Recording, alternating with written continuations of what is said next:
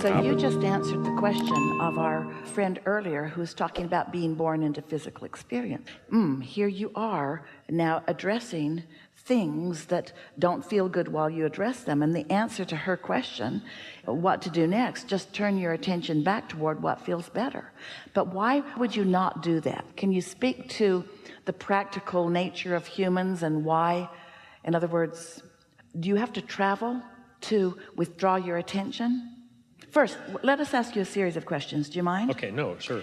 Do you want to withdraw your attention from the discomfort of what you're seeing that you haven't been seeing for a few months? Yeah, I would prefer to not have the effect of seeing All right, the so joy, the perfect lightness. answer. Yeah. So, no, I don't want to withdraw my attention. I actually am sort of called to give it my attention, but I would like to have a better response to it, which means you want to be in step 5, not in step 1. You want to be acknowledging the value of the contrast, listening for some nuggets that might be of benefit, and seeing it through the eyes of source. That's what we mean by getting out ahead of it. You got to get out ahead of it before you can see it through the eyes of source. So here's the question.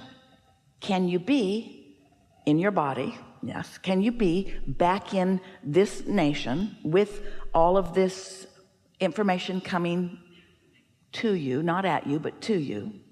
Can you be there and be in alignment with the source whom you were in alignment with when you were living different circumstances? In other words, do the circumstances have to be perfect for you to be in alignment, or can your desire for alignment cause it? No, I think that's my question, is I know that I can be in that energy, and right now it's like, okay, how do I? All right, so what got you in that energy? You were out ahead of it. What got you in that energy? You didn't start out in a hole that you're trying to climb yourself out of. So many people dig a big hole and crawl in it and then want a reward or recognition or a statue when they crawl out. But if you don't get in the hole, you're going to feel better, and there's a better chance of rising to the fullness of who you really are.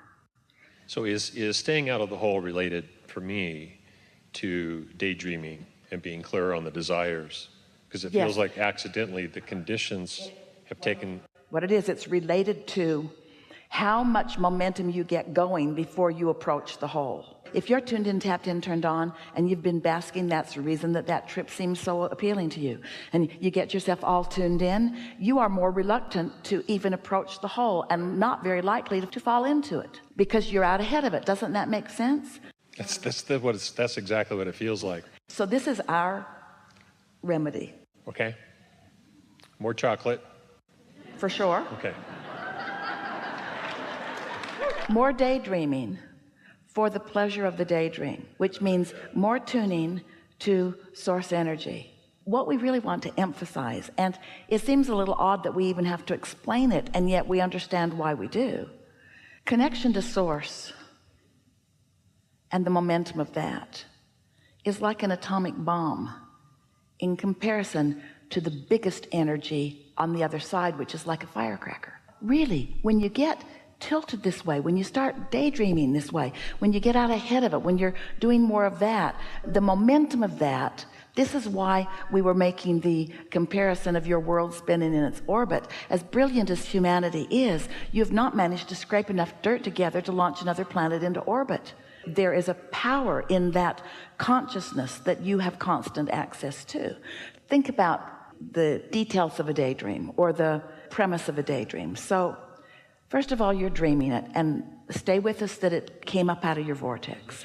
And because it came out of your vortex, which is where your inner being is, where source energy is, the dream has no resistance in it when you first receive it. Now you can dream it into resistance.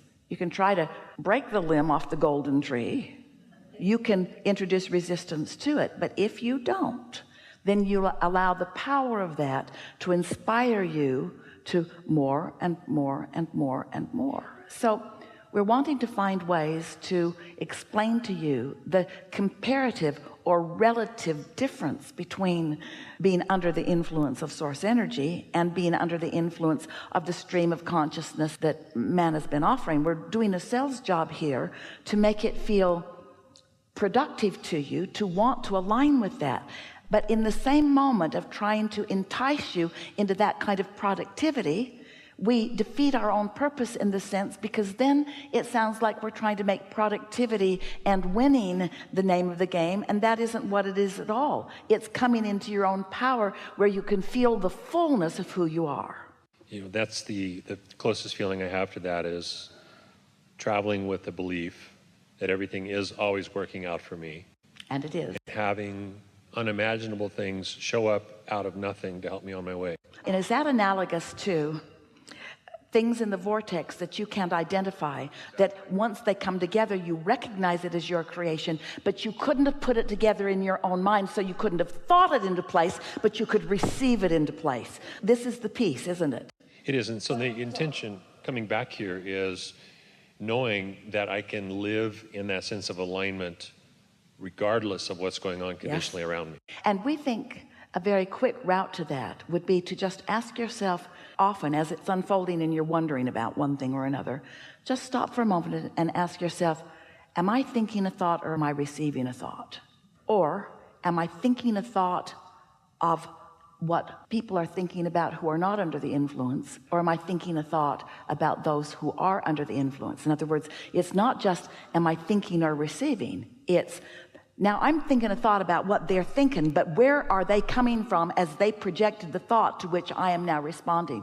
Ooh, can you feel how big that is? Yeah, the part I've been playing with that I heard on one of your programs is upstream or downstream. Yeah. And it's like I'm underneath the influence of something, but what I haven't done is thinking the thought or receiving the thought. Because even hearing you say that, I know exactly what receiving feels like. Well, sometimes those of you who have been meditating, you know when you're receiving a thought, and then you know when you try to think about it. And usually when you lose your edge in meditation is when you start thinking about what you've received. And that's when we say to Esther, you're getting too practical. It's like taking score too soon. It's like jumping in too fast. It's efforting. It's like trying to force the dough to rise. Receiving a thought's like watching a movie. And thinking a thought is like creating the movie. So you created it when you were in step one. We want you to think thoughts and we want you to receive thoughts. We just want you to know the difference. And we want you to think thoughts about things that feel good. We like it when you think a thought about what we're thinking. We're talking about the resonance with source. We're not wanting you to limit your thoughts. We're wanting you to expand your thoughts. We just want you to care about how you feel and let that be the defining factor in how willing you are to go. And so let's say that you've been tuned in, tapped in, turned on, and now you're refocused and you can see a hole over there, but it doesn't threaten you and it interests you. You kind of want to know what's in it. People are telling you what's in it, but like most humans, you want to see for yourself.